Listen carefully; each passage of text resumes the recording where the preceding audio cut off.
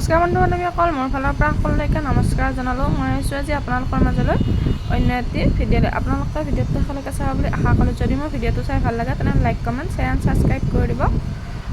আহকচোন চাওঁ।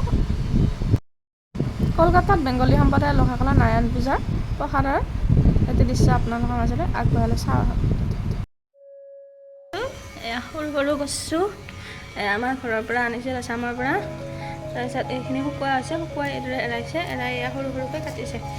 এতিয়া কেনেদৰে বনাওঁ চাই ল'ব।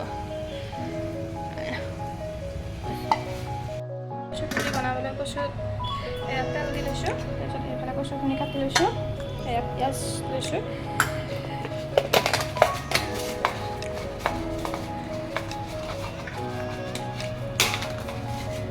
মই এটা পাঁচফোৰণ দি দিলোঁ কচুত কেইটামান। তাৰপিছত পিঁয়াজ দি দিম।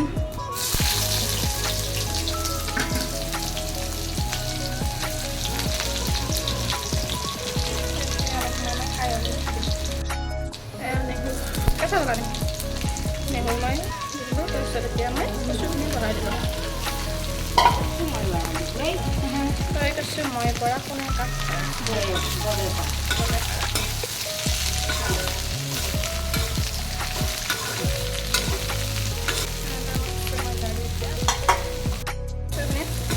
নিমখ হালধি দি দিলোঁ।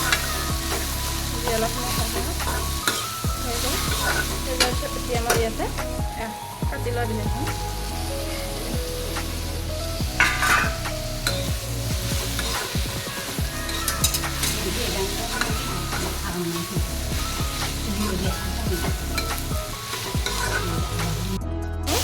ভজা হৈ গৈছে।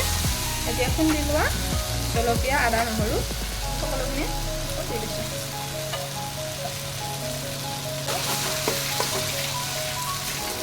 এতিয়া ইয়াতে জালুক অলপ দি দিম, জালুক দিলা ৰেডি হৈ গ'ল। চাওক কোনো ধৰণৰ ইয়াতে পানী এড কৰা নাই। ইয়াতে জিৰা, জালুক, গৰম মছলা দি দিছোঁ।